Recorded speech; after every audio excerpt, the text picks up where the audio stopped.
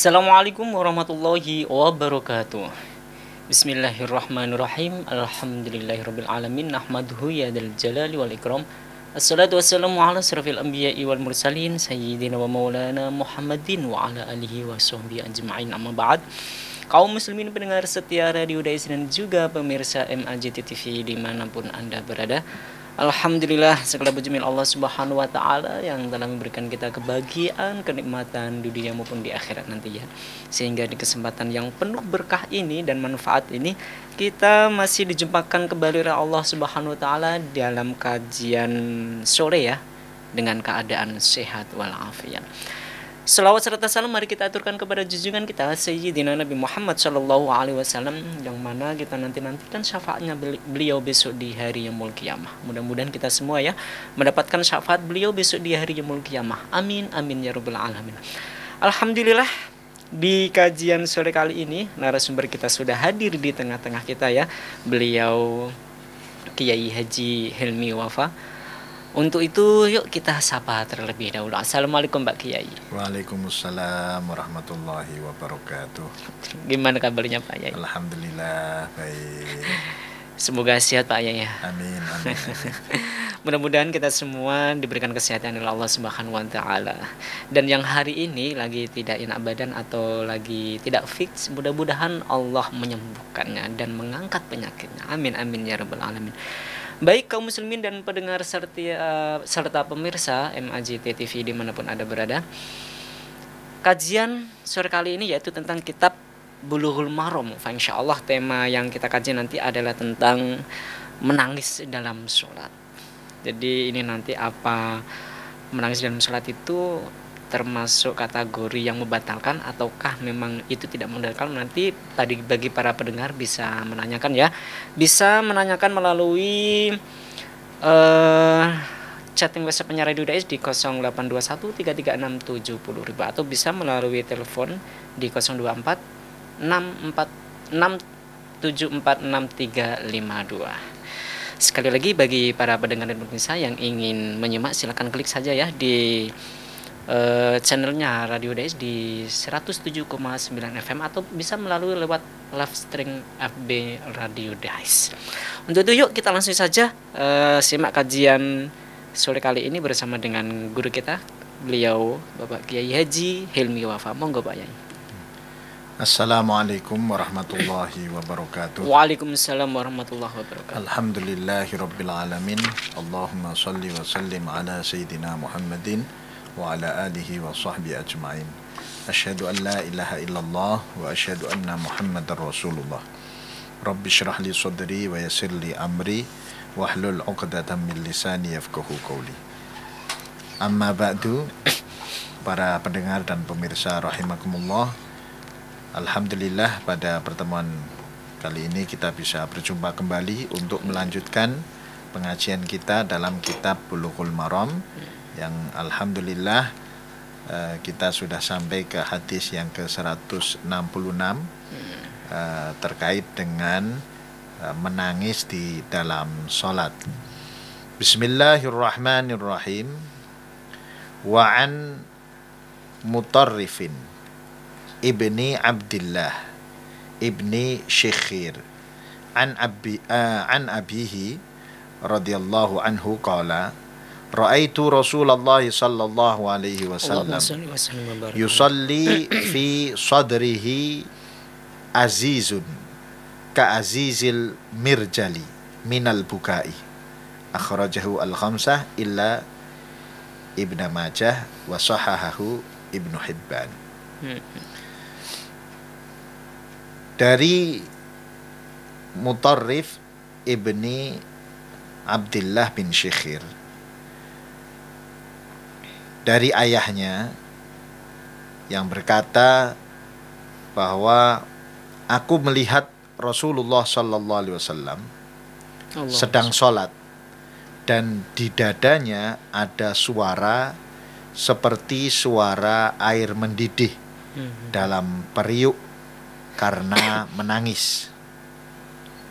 Diriwayatkan oleh 5 imam kecuali Ibnu Majah dan dinilai sahih oleh Ibnu Hibban. Jadi kita melihat betapa sungguh-sungguhnya Rasulullah Sallallahu Alaihi Wasallam di dalam melaksanakan sholat. Beliau apabila mendengar atau membaca di dalam sholatnya itu beliau membaca ayat-ayat tentang rahmat Allah, ayat-ayat rahmat, maka beliau menangis karena roja, karena berharap untuk mendapatkan rahmat Allah. Kalau beliau membaca ayat-ayat yang terkait dengan azab, maka beliau juga menangis, ya, karena takut, ya, terhadap azab yang disebutkan di dalam ayat tersebut.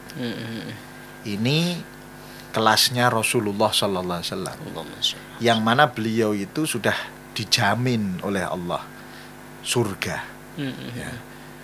Dan beliau maksum, tapi beliau masih punya yang namanya roja dan khauf, masih memiliki harapan-harapan dan ketakutan-ketakutan, berharap terhadap rahmat Allah dan takut terhadap murka dari Allah Subhanahu wa Ta'ala.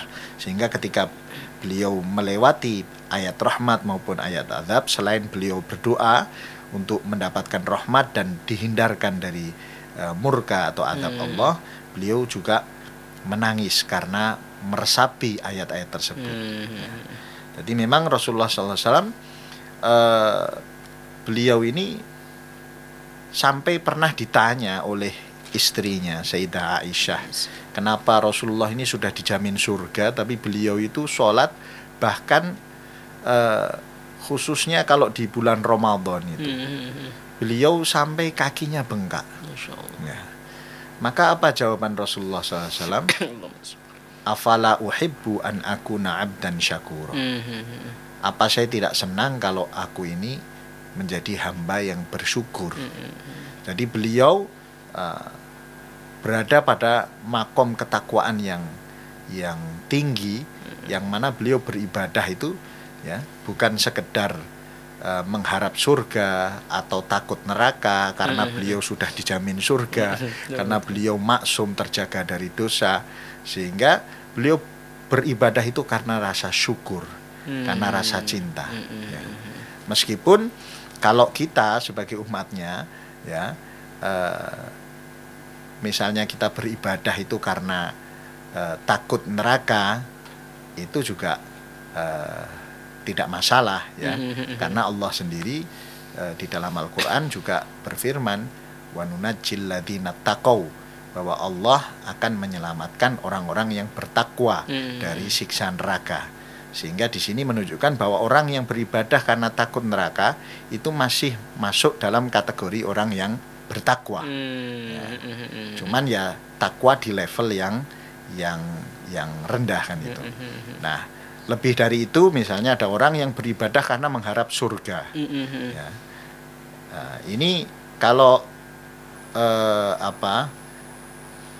orang yang sudah di level tadi, level beribadah karena syukur dan cinta, ini bahwa orang-orang yang beribadah karena takut neraka ini dikatakan kaibadatil abdi, seperti ibadahnya budak. Budak itu kalau ada tuannya dia takut. Betul. Kalau nggak ada nggak takut ini. Ya. Kalau ibadahnya orang yang mengharap surga itu kaibadati tajir, kayak ibadahnya pedagang. Pedagang itu maunya untung aja, nggak mau rugi kan itu. Ada sesuatu yang dikejar. Tapi tidak masalah, itu masuk dalam kategori takwa. Karena Allah sendiri berfirman di dalam Al-Quran, wasari'u ila maghfiratim mir rabbikum wa jannatin arduhas samawati wal ard, ya, arduhas samawati wal ard uiddat lil muttaqin, bahwa bersegeralah kamu untuk mencari ampunan Allah dan surganya, ya, dan surganya Allah yang luasnya surga itu seluas langit dan bumi. Ini menunjukkan bahwa uiddat lil muttaqin, dan itu disediakan bagi orang-orang yang bertakwa. Berarti itu juga masuk dalam level takwa. Tetapi yaitu tadi belum mencapai puncak ketakwaan. Nah, kalau yang takwa yang level tertinggi tentu apa yang dilakukan oleh Rasulullah SAW, bahwa beliau dijamin surga, beliau maksum, ya, terhindar dari neraka, tapi beliau beribadah dengan sungguh-sungguh sampai kalau Ramadan itu kakinya bengkak. Di sini juga beliau saking khusyuknya, ya, saking meresapi ayat-ayat yang dibaca itu sampai menangis di dalam sholatnya. Ketika ditanya itu, beliau mengatakan bahwa apakah aku tidak ingin menjadi hamba yang bersyukur, sehingga menunjukkan bahwa Rasulullah beribadah karena rasa syukur dan karena rasa cinta kepada Allah Subhanahu wa Ta'ala. Dan cinta ini akan berbalas, ya, tidak bertepuk sebelah tangan. Sebagaimana Allah Subhanahu wa Ta'ala berfirman, inna auliya Allah la khaufun alaihim wa lahum yahzanun, ya, ulaikal ladzina amanu, ya, mereka adalah orang-orang yang beriman, ya, wa kanu yattaqun, dan mereka itu dulu, ya, pada saat di dunia ini adalah orang-orang yang melakukan ketakwaan, ya. Jadi disebut sebagai aulia Allah, wali-wali Allah, kekasih-kekasih Allah, ya. La khaufun alaihim walahum yahzanun, mereka tidak ada kekhawatiran terhadap masa depan dan tidak ada kesedihan terhadap masa lalu yang telah terjadi. Siapa mereka? Yaitu orang-orang yang beriman dan orang-orang yang melakukan ketakwaan. Sehingga ini takwa yang dalam posisi yang tertinggi. Sehingga makanya kalau itu dipisah antara makom takwa dengan makom syukur dan mahabbah, maka makom syukur dan mahabbah ini berada di level yang lebih tinggi daripada makom takwa. Karena orang yang bersyukur dan mahabbah kepada Allah pasti dia bertakwa. Tapi kalau orang bertakwa belum tentu mencapai level syukur atau mahabbah tadi. Nah, sehingga di sini kita bisa senantiasa untuk meningkatkan takwa kita, meningkatkan level takwa kita dari yang takut, kemudian berharap, sampai kemudian level bersyukur atau cinta kepada Allah Subhanahu wa Ta'ala. Tetapi memang rasa takut ini adalah motivasi yang paling dasar bagi manusia untuk bergerak itu, ya. Misalnya begini, ada orang ditawari, siapa yang mau hadiah itu, maju ke sini, saya kasih 100.000, itu belum tentu orang mau maju. Betul. Tapi kalau tiba-tiba ada ular jatuh di tengah orang-orang tersebut, pasti dia nggak usah disuruh maju aja, lari dia, lari menghindar kan gitu. Sehingga motivasi dasar bagi manusia untuk mau bergerak, beraktivitas, itu biasanya adalah rasa takut. Jadi kalau dalam ilmu manajemen ada namanya reward and punishment. Jadi orang itu lebih efektif punishment daripada reward itu. Iya. Jadi orang lebih takut untuk mendapat hukuman daripada dia berambisi untuk mendapatkan sesuatu itu atau hadiah itu, reward itu. Nah, jadi makanya dikatakan bahwa di situ takwa karena takut itu bagian dari ketakwaan, tetapi itu level yang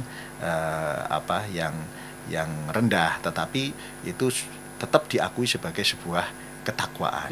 Nah, makanya di sini yang terpenting bagi kita adalah senantiasa meningkatkan takwa kita kepada Allah, sehingga sebagaimana para sahabat, sebagaimana Rasulullah SAW, ya, yang sudah dijamin surga saja, beliau tetap beribadah dengan sesungguh-sungguhnya, kan itu, dengan penuh dengan kesungguhan, kan itu. Nah, kemudian yang kedua di sini kaitannya dengan hukum fikih, ya, bahwa apakah menangis ini bisa membatalkan sholat, kaitannya dengan bab yang lalu, yaitu berbicara di dalam sholat, kan itu. Betul. Nah, ketika menangis ini sampai menimbulkan suara, tadi kan ini seperti, ya, dikatakan wa fi sodrihi azizun ka'azazil mirjali minal buka. Jadi para sahabat ini mendengar ada suara seperti suara air mendidih di dalam periuk, ya, di dalam periuk karena suara menangis itu tadi dari dadanya Rasulullah SAW. Nah, satu di sini menunjukkan yang keluar suaranya itu dikatakan fi sodrihi. Berarti Rasulullah berusaha untuk menahan supaya tidak keluar melalui lisannya atau melalui suara yang keluar dari mulut gitu. Ya, sehingga yang terdengar suaranya adalah suara yang tertahan di dalam dada. Ya. Kemudian yang kedua, bahwa Rasulullah menangis itu tadi adalah ketika melewati ayat-ayat yang terkait dengan rahmat dan azab. Ya. Nah, jadi kemudian kan menjadi pertanyaan, bagaimana kalau ada orang menangis karena faktor lain? Itu. Ya, nangis karena kehilangan sesuatu, kambingnya hilang, ya, dia sedih, lalu terus saatnya sholat, dia sholat masih kebawa tangisannya itu. Nah, terus dia menangis di dalam sholat itu bukan karena kekhusyuan sholat, tetapi karena menangisi sesuatu yang lain, kan gitu. Nah, jadi ada dua faktor di sini, yaitu satu terkait dengan suara yang keluar, kemudian yang kedua adalah terkait dengan motivasi menangis itu. Ya. Nah, di sini jumhur ulama mengatakan bahwa kalau menangisnya karena takut kepada Allah, ya, atau karena mengharap rahmat Allah, maka ini tidak membatalkan sholat.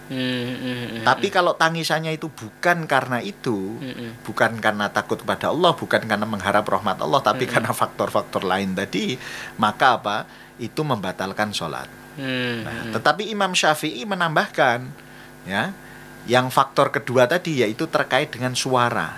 Karena di sini para sahabat itu mendengar fi sodrihi, dari dadanya Rasulullah, bukan dari mulut, itu. Nah, sehingga Imam Syafi'i mengatakan kalau misalnya itu tangisan itu sampai keluar ke mulutnya, ke mulut orang yang sholat itu, terus kemudian membentuk suatu kalimat, membentuk satu kata, ya, kalau dalam bahasa Indonesia kata, dalam bahasa Arab kalimah, kan itu kan. Nah, kalau kalimat dalam bahasa Indonesia, bahasa Arabnya kalam, kan itu. Betul. Ya. Nah, jadi kalau itu membentuk suatu kata, ya, kata itu, kata Imam Syafi'i, sebuah kata itu minimal terdiri dari 2 huruf. Ya, dalam bahasa Arab satu kata itu minimal terdiri dari 2 huruf. Ya, maka kalau itu keluar sampai 2 huruf yang bisa dipahami maknanya, berarti kan itu menjadi sebuah kata, kan. Nah, maka itu membatalkan sholat, meskipun menangisnya karena takut kepada Allah. Nah, jadi 2 faktor itu yang kemudian menjadi pembahasan dalam hal fikih terkait dengan apakah menangis itu membatalkan sholat. Nah, kemudian bahwa kita di sini menangis itu menunjukkan rasa khusyuk di dalam sholat. Nah, pertanyaannya, apakah khusyuk ini menjadi sebuah kewajiban di dalam sholat? Apakah orang itu harus khusyuk? Kalau tidak khusyuk, sholatnya sah tidak? Kan itu. Betul. Lalu definisi khusyuk itu seperti apa? Kan itu. Ya. Nah, jadi menurut ini ada tiga pendapat, ya, terkait dengan khusyuk ini. Satu, bahwa khusyuk itu ini yang pendapat mayoritas dari para ulama, bahwa khusyuk itu bukan syarat sahnya sholat. Dalam arti khusyuk itu hanya sunnah, ya. Yang penting dia sudah mendatangi rukun-rukun sholat, sudah memenuhi syarat-syarat sholat yang lain yang umumnya itu, maka itu sudah sah sholatnya. Ya, jadi khusyuk itu adalah mendukung kesempurnaan sholat, bukan sahnya sholat. Ya. Sehingga para ulama mengatakan hukum khusyuk itu sunnah. Yang kedua, ya, sebagian ulama yang lain mengatakan bahwa khusyuk itu disyaratkan, ya, di dalam takbiratul ihram saja. Nah, jadi yang lain sunnah, tapi yang wajib itu ketika takbiratul ihram. Karena ketika takbiratul ihram itu ada rukun qalbi, ya, ada rukun yang terkait dengan hati, yaitu niat. Nah, maka bagi ulama ini yang mengatakan bahwa khusyuk itu wajib di dalam takbiratul ihram, maka bagaimana orang itu bisa berniat kalau dia tidak khusyuk? Ya, karena niat itu ada di dalam hati, noto hati kan itu kan. Lah, noto hati itulah yang disebut sebagai khusyuk kan itu. Nah, rukun kolbi ini. Nah, karena itu rukun kolbi, rukun itu kan sesuatu yang wajib dilakukan, dan itu letaknya di hati dalam wujud niat, maka itu wajib dilakukan di dalam takbiratul ihram. Ya, selainnya itu hukumnya sunnah.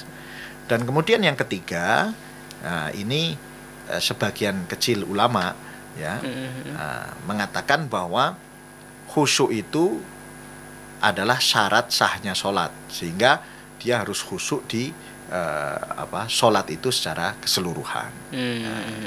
Nah, sehingga dari tiga pendapat ini terkait dengan kekhusyuan hati kan itu. Nah, sebagian ulama yang lain kemudian mengatakan bahwa karena ada hadis juga yang Rasulullah mengatakan bahwa kalau hatinya khusyuk maka badannya pun tenang. Nah, lalu berarti dikaitkan bahwa wujud khusyuk, karena khusyuk itu kan ada dalam hati ya, dan itu subjektif, kemudian bias dalam arti tidak bisa diukur kan itu kan. Kekhusyuan yang seperti apa itu kan tidak bisa diukur karena itu berada di dalam hati, dan hati kita itu senantiasa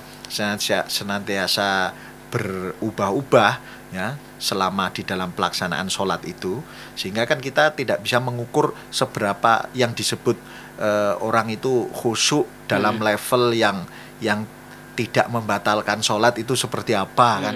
Nah, maka kemudian ukurannya itu adalah tenangnya badan. Nah, ini yang kemudian bahwa khusyuk itu sunnah, tetapi kalau itu dalam prakteknya badannya itu bergerak-gerak lebih dari 3 kali berturut-turut, maka itu membatalkan sholat. Karena satu bergerak itu menunjukkan ketidakkhusyuan. Hati yang khusyuk akan berbuah anggota badan yang sakinah, yang tenang. Ya, kalau anggota badan kok banyak gerak, itu menunjukkan hatinya tidak khusyuk kan itu. Pikirannya kemana-mana biasanya. Nah, jadi akhirnya ke situ. Nah, ketika membahas tentang kekhusyuan ini, yang mana hati itu tidak bisa diukur, maka ukurannya adalah yang bisa dilihat, yaitu badan. Karena Rasulullah sendiri mengatakan bahwa hati yang khusyuk itu akan berdampak kepada anggota badan yang tenang. Sehingga anggota badan yang bergerak-gerak di dalam sholat itu menunjukkan ketidakkhusyuan. Nah, maka kemudian dikatakan bahwa bergerak lebih dari 3 kali itu berturut-turut itu membatalkan sholat. Jadi dari hal tersebut kita bisa mengambil pelajaran dari hadis ini, mulai dari tadi bahwa Rasulullah sebagai seorang hamba yang ketakwaannya sangat tinggi, beliau itu walaupun sudah dijamin surga, sudah maksum, tapi beliau tetap beribadah dengan sungguh-sungguh ya, dengan khusyuk, dengan penuh dengan ketakwaan, dan kemudian tadi hukum menangis di dalam sholat ya, ada 2 faktor tadi ya, dari sisi motivasinya apakah takut kepada Allah atau karena faktor lain. Yang kedua adalah munculnya suara di dalam tangisan tersebut, dan yang ketiga adalah pembahasan tentang apakah khusyuk itu bagian dari hal yang wajib di dalam sholat, sehingga ketika tidak khusyuk maka sholatnya menjadi batal atau tidak, seperti itu. Ya, tadi pembahasannya mengarah ke 3 poin tersebut. Baik Pak Yai, terima kasih atas beberapa penjelasan tentang subtema tadi, menangis dalam sholat. Masya Allah, ini sangat menarik sekali Pak Yai, penjelasan-penjelasan yang sudah dijelaskan oleh Pak Yai. Sambil menunggu dari beberapa penanya Pak Yai, dari pendengar dan pemirsa yang ingin bertanya, sekali lagi silakan hubungi kami di 0821 336 70.000 atau bisa melalui telepon di 024 674 6352. Pak Yai, terkait dengan mengawali pertanyaan dari para pendengar ini, mengawali terkait dengan menangis dalam sholat. Kita tidak, istilahnya kalau tingkatan Rasulullah itu sangat sulit bagi kita. Kalau kita benar-benar ketakwaan kita sangat tinggi, insya Allah kita bisa seperti itu. Tapi kadang manusia memiliki iman naik turun. Yang menjadi ketakwaan seorang mukmin itu kan tentunya imannya tinggi. Kalau imannya lemah, kemungkinan ketakwaannya rendah. Bisa dikatakan seperti itu. Yang menjadi permasalahan Pak Yai, bagaimana kalau menangisnya itu ikut-ikutan dari imam? Kadang mohon maaf Pak Yai, imam itu membaca, ya ini juga nanti bisa istilahnya disambung. Imam itu membaca dan tangisannya itu terdengar oleh makmum, sehingga makmum mengikuti nangis. Ya nggak tahu itu mungkin karena lebih khusyuk, artinya biar lebih khusyuk lah makmum itu ikut-ikutan nangis. Itu gimana Pak Yai? Iya, makanya tadi faktor yang pertama adalah motivasi ya. Motivasi menangisnya itu apa kan itu. Nah itu kan yang bisa tahu hati seseorang itu menangis karena apa, ya dia sendiri. Betul. Ya, jadi kalau memang itu dari luar ada pemicu ya untuk menangis, kemudian dia jadi teringat Allah, ya, mendengar tangisannya imam itu, makmum ini menjadi teringat Allah, teringat dosa-dosanya, dia takut, betul. Ya, kemudian dia ikut menangis, ya, betul.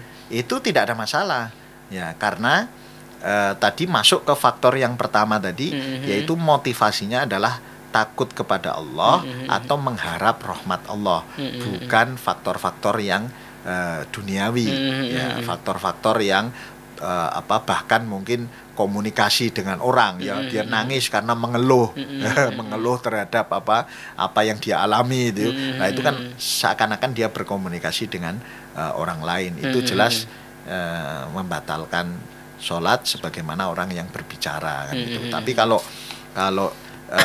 tadi dia mendengar imam itu hanya pemicu saja, tetapi hatinya itu dia menangis karena teringat kepada Allah, teringat akan kesalahan-kesalahannya sehingga dia takut kepada Allah, atau dia kemudian mengharap rahmat dan juga karunia dari Allah, maka ini tidak ada masalah, ya. Tetapi tadi Imam Syafi'i menambahkan selama tidak keluar suaranya, ya, sampai 2 huruf yang ada maknanya, ya, atau keluar dalam bentuk satu kata yang bisa dipahami. Ya.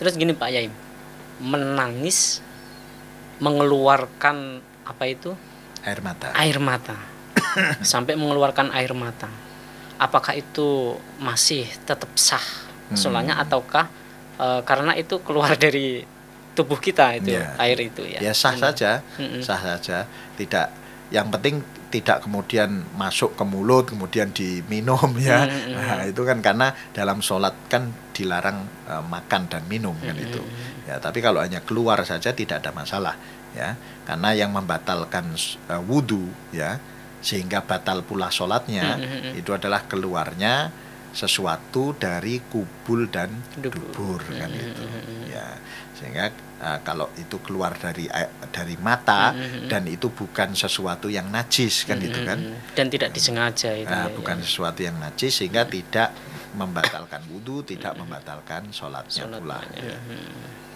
Baik Pak Yai, sambil nunggu dari pertanyaan pendengar dan pemirsa, kita rehat sejenak setelah satu nada berikut ini.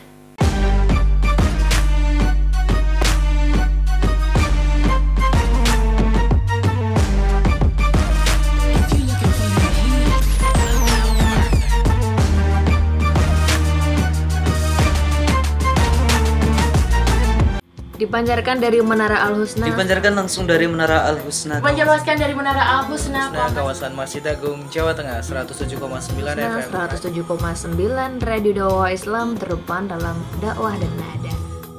Radio Dakwah Islam atau yang kerap disingkat Radio Dais telah mengudara sejak 23 September 2006.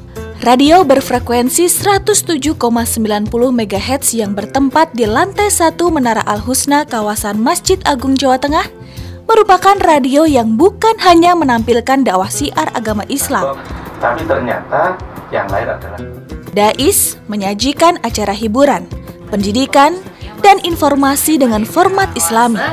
Saatnya disapa dulu ya, udah gabung via SMS-nya. Berjumpa kembali bersama saya Conan di dalam acara Uswah. Kita akan membahas sesuatu yang berkaitan dengan tanaman kaum muslim. Masih dalam acara Salam Pagi. Kaum muslim, sesaat lagi kita akan bergabung dengan Masjid Agung Jawa Tengah untuk menantikan azan sholat zuhur. Senang sekali Kak Fajar pagi hari ini bisa menemani adik-adik semua dalam acara siaran anak RA. Selain itu, Dais mempunyai keunggulan untuk memikat hati para pendengar dan berbeda dari radio lainnya, yaitu adanya segmen dialog interaktif mengenai syiar agama Islam yang sangat dibutuhkan setiap masyarakat. Radio Dais menjangkau daerah Semarang, Demak, Kendal, dan sekitarnya.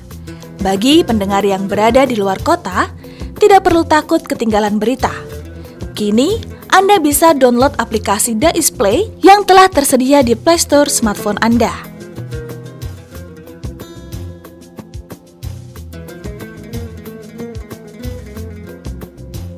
Radio Dais, terdepan dalam dakwah dan nada.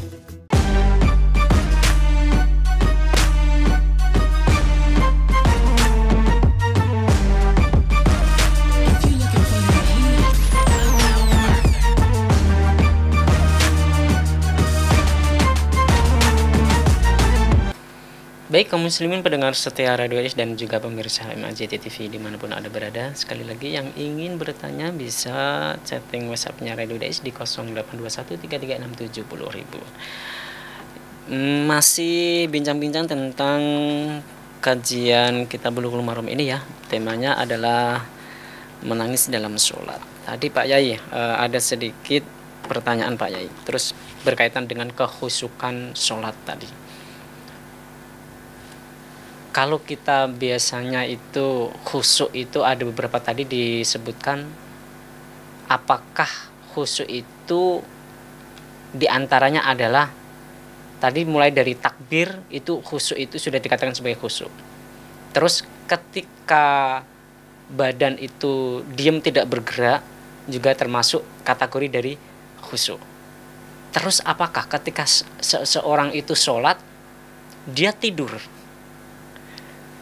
tapi masih mendengarkan suara imam, tidurnya itu samar-samar lah, apakah itu termasuk kategori khusyuk ataukah itu di luar khusyuk itu tadi Pak Yai, gimana Pak? Jadi tadi yang sudah disebutkan ya, ditambah dengan apa namanya tadi noto ati, kemudian tenangnya anggota badan ya. Jadi termasuk bagian dari khusyuk juga, atau ciri-ciri orang yang khusyuk adalah hadirnya hati, ya, hadirnya hati di dalam sholat itu, sehingga fokus ya, pikirannya bisa fokus di dalam sholat itu. Nah, jadi kalau kemudian terkantuk-kantuk di dalam sholatnya itu, biasanya ya memang kemungkinan besar dia tidak tidak bisa khusyuk kan itu. Ya, kalau misalnya ada prosentase di dalam kekhusyuannya itu, ya prosentasenya kecil kan itu ya. Paling bawah tingkatannya. Prosentasenya mungkin kecil, mungkin ada kekhusyuan, ada kehadiran hati, tapi di sama ngantuknya lebih besar ngantuknya kan itu. Nah, sehingga jadi tadi makanya ukurannya khusyuk itu seberapa kan itu kan. Nah, makanya kan bisa aja prosentasenya besar, bisa prosentasenya kecil. Tapi yang jelas ada usaha-usaha dari kita supaya untuk berusaha untuk khusyuk. Satu tadi dengan cara menghadirkan hati di dalam sholat, yaitu fokus, kemudian berusaha untuk meresapi apa yang dibaca di dalam sholat. Itu bagian dari kita berusaha untuk khusyuk. Kalau kita baca tapi pikirannya kemana-mana, itu kan seperti burung beo. Ya, burung beo itu dia bisa ngomong, tapi dia nggak tahu maknanya, kan itu. Nah, begitu juga orang yang ingin khusyuk di dalam sholatnya, maka dia angen-angen maknane, kan itu kan. Dalam arti dia berusaha untuk meresapi apa yang dia baca, ya, sehingga dia bisa menghadirkan hati, bisa fokus di dalam setiap gerakan-gerakan sholatnya dan setiap apa yang dibaca. Makanya dalam doa saja Allah dalam hadis qudsi, Rasulullah SAW mengatakan di dalam sebuah hadis ya, bahwa layak balullah, bahwa Allah tidak menerima ya ad-du'a min qalbin ghafil. Ya, bahwa Allah tidak menerima doa dari hati yang lalai. Jadi dia berdoa tapi hanya di lisan saja, tidak sampai ke hatinya. Makanya para ulama mengatakan istighfar kita itu butuh untuk diistighfari. Kenapa? Karena kita astagfirullahaladzim, tapi kemana-mana pikirannya tidak kemudian menghadirkan hati bahwa saya minta ampun kepada Allah, saya merasa banyak dosa, saya menyesali apa yang sudah kesalahan yang saya lakukan, saya dalam hati berjanji untuk tidak mengulangi, saya menyesal, bertaubat. Tidak, ya istighfar ya astagfirullahaladzim, astagfirullah, hanya di lisan saja. Maka itu dikatakan istighfar kita saja butuh diistighfari lagi. Ya, nah itulah yang dikatakan khusyuk itu, yang menghadirkan hati. Ya, salah satu caranya adalah dengan mengetahui makna bacaan. Ya, dia meresapi apa yang dia baca. Ya. Di dalam hatinya, di dalam pikirannya, meresapi apa yang dia baca. Ya, tentunya kalau ingin meresapi ya dia ngangen-ngangen maknane tadi. Betul. Selain tadi hadirnya hati, tenangnya anggota badan, itu juga bagian dari usaha-usaha kita di dalam mencapai kekhusyuan tadi. Intinya berarti kalau kita sudah melengkapi dari syarat dan rukunnya sholat, berarti itu tidak membatalkan sholat ya Pak Yai? Iya, tidak.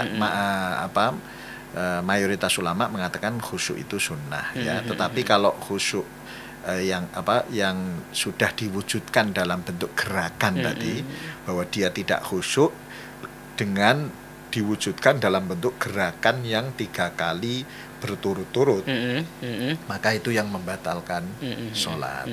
Meskipun ada sebagian ulama yang mengatakan bahwa khusyuk itu adalah syarat sahnya sholat, sehingga kalau tidak khusyuk ya batal kan gitu. Nah, cuman ini kan memang sulit mengukur apa yang ada di dalam hati kita, dan prosentase kekhusyuan itu kan juga bisa saja naik turun di dalam proses dia melaksanakan sholat itu. Terkait dengan gerakan ini, satu pertanyaan lagi Pak Yai, terkait dengan gerakan sholat tadi yang membatalkan adalah 3 kali berturut-turut. Itu gerakan yang dimaksud 3 kali berturut-turut itu seperti apa? Satu gerakan yang bukan gerakan sholat. Kalau rukuk, sujud itu kan gerakan sholat. Jelas itu ya. gerakan sholatnya, betul. Jadi gerakan yang di luar gerakan sholat. Kemudian yang kedua adalah gerakan dari anggota badan utama. Jadi misalnya tangan ini anggota badan utama, Betul. tapi kalau jari ini tidak. Nah, sehingga kalau jari gerak-gerak begini, walaupun lebih dari 3 kali itu tidak membatalkan sholat. Nah, jadi karena yang gerak yang anggota badan utama itu adalah tangan itu. Nah, jadi itu satu tadi gerakan yang di luar gerakan sholat, kemudian gerakannya itu dilakukan oleh anggota badan utama. Kemudian yang ketiga maksimal di situ adalah 3 kali berturut-turut. Berarti kalau kurang dari 3 kali juga tidak membatalkan. Kalau lebih dari 3 kali tapi tidak berturut-turut juga tidak membatalkan. Terus ini Pak ya, kadang ini kejadian ini sering dijumpai di masjid atau di pondok musola. Ketika dia membawa anak kecil, nah, itu kadang kan mohon maaf anak kecil biasanya kan seenaknya itu karena bahagia ikut di masjid, ikut di musola, dan dia itu ternyata naik di punggungnya ayahnya. Sedangkan ayahnya itu adalah seorang makmum, mau tidak mau harus mengikuti imam. Dan ketika mau berdiri, sang makmum itu menggendong anaknya. Ketika anaknya mau turun, otomatis kan itu juga termasuk gerak. Nah, itu gimana Pak ya? Apakah itu membatalkan sholat ataukah tidak Pak ya? Selama gerakannya tadi tidak 3 kali berturut-turut, maka tidak ada masalah. Jadi tadi kan syaratnya 1 bukan gerakan sholat, 2 dilakukan oleh anggota badan utama, 3 gerakannya adalah 3 kali berturut-turut. Jadi kalau kurang dari 3 kali tidak ada masalah, atau lebih dari 3 kali tapi tidak berturut-turut, maka itu tidak ada masalah. Dan memang Rasulullah sendiri juga pernah beliau sholat cucunya itu Hasan Husain itu naik ke punggung Rasulullah SAW. Bahkan di sini nanti sebenarnya ini hadis akan kita baca besok ya, tapi kita baca sekarang enggak apa-apa. Dari Abi Qatadah ya. Karena Rasulullah SAW yusolli wa huwa hamilun Umamata binti Zainab. Jadi Rasulullah pernah sholat sambil menggendong Umamah binti Zainab, cucunya Rasulullah ya. Faida sajada wado'aha. Ketika Rasulullah sujud, maka Rasulullah meletakkan cucunya yang kecil tadi ke tanah. Wa idza qoma, dan ketika Rasulullah berdiri, hamalaha, kemudian beliau menggendongnya lagi. Ya, ini muttafaqun alaih ya, hadis yang diriwayatkan oleh Imam Al-Bukhari dan Imam Muslim ya. Bahkan ini beliau wa huwa ya ummun nas fil masjid. Beliau jadi imam, bukan makmum. Beliau jadi imam ya. Karena Rasulullah selalu jadi imam kan. Nah, jadi beliau dan ini bukan sholat sunnah berarti kan? Ya betul, ini sholat wajib, ini fardu ini. Sholat fardu ya, wa huwa ya ummun nas fil masjid. Beliau mengimami orang-orang di masjid. Ya. Jadi tadi ini bukan berarti kemudian para ulama mengatakan bahwa ini dibolehkan untuk menggendong tadi ya, tapi dengan batasan tadi, yaitu bahwa gerakannya tidak lebih dari 3 kali yang berturut-turut. Itu tidak ada masalah ya. Kan bisa diatasi itu, gendong hanya 2 gerakan kan juga bisa, diletakkan hanya 2 gerakan juga bisa ya. Jadi tidak ada masalah. Yang terpenting itu justru bayinya itu tidak membawa najis kan itu ya. Karena kadang sekarang itu kan, kalau dulu kan nggak ada pampers ya. Nah sekarang itu pakai pampersnya ada pipisnya lah, itu berarti orang yang sholat tadi kalau gendong bayi tadi berarti dia membawa najis kan itu yang membuat sholatnya menjadi tidak sah. Nah ini dulu Rasulullah bayinya itu tidak membawa najis kan itu. Baik Pak Yai, alhamdulillah karena waktu sudah cukup untuk kajian sore kali ini. Untuk itu minta doa Pak Yai agar kajian sore kali ini mendapatkan keberkahan, keridhaan dari Allah Subhanahu wa taala. Monggo Pak Yai. Bismillahirrahmanirrahim. Alhamdulillahi rabbil alamin. Allahumma shalli ala sayyidina Muhammadin wa ala washabbihi ajmain. Allahumma ighfir lana dhunubana wa liwalidina warhamhum kama rabbawna shighara. Allahumma rabbana taqabbal minna innaka antas samiul alim wa tub alaina ya maulana innaka antat tawwabur rahim. Allahumma rabbana zidna ilma warzuqna fahma. Rabbana faqihna fid din wa 'allimna ta'wil wahdina ila sawa'is sabil waj'alna minal ulama'il 'amilin wa ibadika sholihin waj'alna min hufadhil qur'anil 'azim waj'alna هادنا مهتدين غير ضال ولا مضلين اللهم ربنا يا الله ارزقنا يا الله اللهم ارزقنا حفظ المرسلين وإلهام الملائكة المقربين برحمتك يا أرحم الراحمين وصلى الله على سيدنا محمد وآله وصحبه وسلم الحمد لله رب العالمين. Baik, para pendengar dan pemirsa dimanapun Anda berada, kajian sore kali ini sudah selesai. Untuk itu Faiz undur diri. Assalamualaikum warahmatullahi wabarakatuh.